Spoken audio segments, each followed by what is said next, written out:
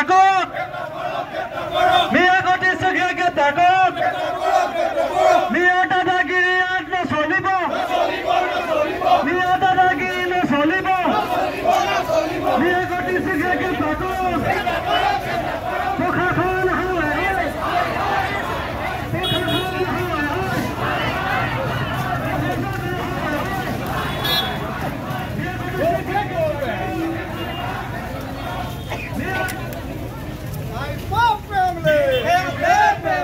আমাৰ বাপেৰ নহয় এখন তোৰ বাপেৰ হ'ব নেকি এই কথাটো মই ক'ব বিচাৰিছোঁ গতিকে এনেধৰণৰ বাপুলামি কথা আমাৰ আগত নক'ব মানুহ চাই কথা ক'ব এই কথাটো মই আহ্বান জনাইছোঁ আৰু আমি কেতিয়াও এনেধৰণৰ তুচ্ছ তাচ্ছিল্য কথাৰ মাজত আমি কোনোদিন যাব নিবিচাৰোঁ কাৰণ আমাৰ যিটো সত্তা আছে আহোম জনগোষ্ঠীৰ যিটো সত্তা আছে যিটো গাম্ভীৰ্যতা আছে এই গাম্ভীৰ্যতা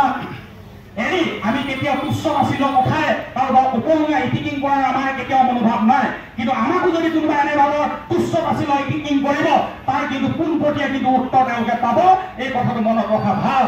আৰু ইমানেই সাহস বাঢ়ি গৈছে যে আমাৰ মানুহক আমি সুধিবলৈ যোৱা কথাকেইটা উত্তৰ দিয়াত মনত কি আপত্তি আছে কথা নাই পতা নাই দাহ লৈ মাৰিবলৈ খেদি আহিব এনেধৰণৰ অনুমতি কিন্তু আমি দিব নোৱাৰোঁ আইনে যদি অনুমতি দিছে নাজানো যদি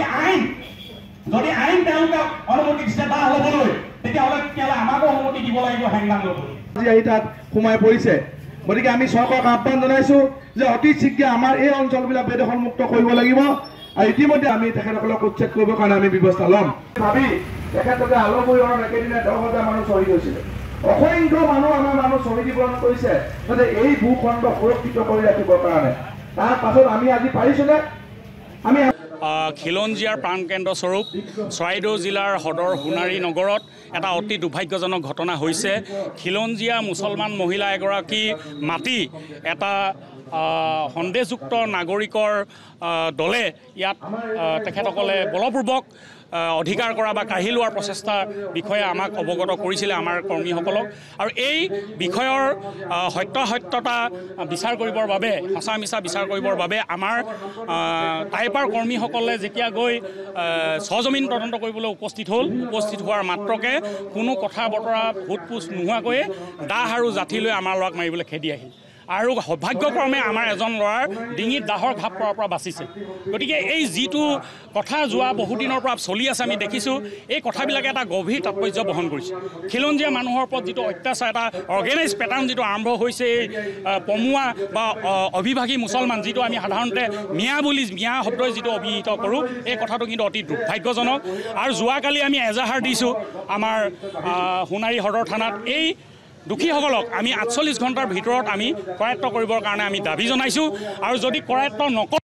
তেতিয়াহ'লে কিন্তু অহা 9 তাৰিখৰ পৰা 100 ঘণ্টীয়া চৰাইদেউ জিলা বন্ধ কাৰ্যসূচী ঘোষণা কৰা হ'ব আৰু এটা কথা আমি স্পষ্ট ৰূপত ক'ব বিচাৰিছোঁ বিগত এটা বছৰ ধৰি অসমত এই মিয়া খেদা এটা আন্দোলন হৈছে ইয়াত মিয়া খেদিবৰ কাৰণে বিভিন্ন জাতীয় জনগোষ্ঠীয় সংগঠনৰ কৰ্মীসকলে বা জাতীয়বাদী মানুহসকলে ঘৰে ঘৰে এটা অভিযান চলাইছে কিন্তু টাই আহোম যুৱ পৰিষদে কিন্তু আজি তাৰিখলৈকে ঘৰে ঘৰে অভিযান চলোৱা নাছিলে আমি য'ত খবৰ পাইছোঁ অবৈধ নাগৰিকৰ সম্পৰ্কে আমি স্থানীয় প্ৰশাসনক আমি অৱগত কৰিছোঁ আমি কেতিয়াও আইন হাতত তুলি লোৱা নাই যোৱাকালি আমি আইন হাতত তুলি লোৱা নাছিলোঁ আমি খবৰ ল'বলৈ গৈছোঁ আপোনালোকে যদি সেই মহিলাগৰাকীক সোধে যিগৰাকী আমাক অভিযোগ দিছিলে আপোনালোকে তাৰ প্ৰমাণ পাব কিন্তু আমাৰ নিৰস্ত্ৰ যুৱকসকলক যেতিয়া দাহে ঘপিয়াই মাৰিবলৈ আহিলে ডিঙিত ঘাপ দিবলৈ আহিলে এতিয়া আমি বহি নাথাকোঁ নাই ৰঙামাটি নাই গুৱাহাটী 48 ঘণ্টা সময় দিছোঁ প্ৰথম কথা দোষীক কৰায়ত্ব কৰক আৰু 48 ঘণ্টাৰ ভিতৰত উজনি অসমৰ পৰা মিয়াই উজনি অসম ত্যাগ কৰক নহ'লে আমি অভিযান চলাবলৈ আমি বাধ্য হ'ম আৰু অতি শীঘ্ৰেই আমি উজনি অসমৰ প্ৰত্যেকখন চহৰত আৰু প্ৰধান গাঁওসমূহত আমি জোৰ সমদলৰ আমি কাৰ্যসূচী ল'ম এই জোৰ সমদল কাৰ্যসূচীৰ যোগেদি আমি চৰকাৰক সকীয়াই দিম যে অনাগত খুব কম সময়ৰ ভিতৰতে উজনি অসমৰ পৰা মিয়াসকল যাব লাগিব যদি উজনিৰ পৰা মিয়াসকল আঁতৰি নাযায় তেতিয়াহ'লে কিন্তু আমি ঘৰে ঘৰে আমি অভিযান চলাবলৈ টাই আহোম যুৱ পৰিষদ বাধ্য হ'ম আজিৰ পৰা আমাৰ সংগ্ৰাম আৰম্ভ হৈছে আজি ঘটনাৰ বুজ ল'বলৈ আমাৰ সমগ্ৰ অসমৰ কৰ্মীসকল আজি ইয়াত সমবেত হৈছে মই আমাৰ কৰ্মীসকলৰ লগত ইতিমধ্যে আলোচনা কৰিছোঁ আৰু আজি এই প্ৰতিবাদী সভাৰ পিছতে আমি সমগ্ৰ কাৰ্যসূচী সন্দৰ্ভত আমি আলোচনা কৰি আপোনালোকক অৱগত কৰিম ইতিমধ্যে যিকেইটা সিদ্ধান্ত লোৱা হ'ল আপোনালোকক কৈছোঁ নাই ৰঙামাটি নাই গুৱাহাটী উজনি অসমত জনগাঁথনি সলনি কৰিবলৈ দিয়া নহ'ব নামনিত যি ধৰণে এটা পেটাৰ্ণ কৰি পেলাই এই পমুৱা মুছলমানসকলে বা বাংলাদেশী মূলৰ মুছলমানসকলে যেনেধৰণে আমাৰ জনগাঁথনি সলনি কৰিলে উজনি অসমত সেয়া হ'বলৈ নিদিয়ে। টাই আহোম যুৱ পৰিষদে আমাৰ পূৰ্বপুৰুষসকলৰ যিটো আমাৰ পৰম্পৰা বা পূৰ্বপুৰুষসকলৰ যিটো আমাৰ এটা শক্তিশালী আমাৰ পৰম্পৰা ৰাখি থৈ গৈছে, তেখেতসকলৰ সেই পৰম্পৰা সুঁৱৰি আমি অনাগত দিনত উজনি অসম সুৰক্ষাৰ বাবে আমি হাতে হাতে আমি হেংদাং লৈ ওলাই আহিম। গৰিয়া জাতীয় পৰিষদৰ চৰাইদেউ জিলা সভানেত্ৰী হিচাপে আৰু আমাৰ সংগঠনৰ চৰাইদেউ জিলা সকলো বিষয়ববীয়াক লৈ আমি আহ্বান জনাইছোঁ এই মঞ্চৰ পৰা। কালি যিটো ঘটনা আমাৰ খিলঞ্জীয়া সংগঠনৰ লগত ঘটিত হৈছে তাৰ কাৰণে আমি খুব দুখিত আৰু লজ্জিত,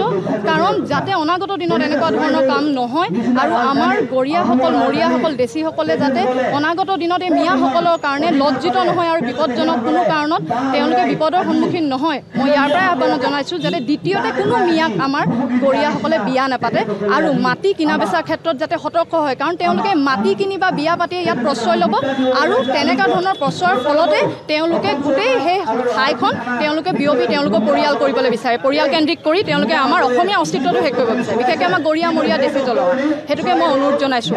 গৰিয়া পৰিষদক।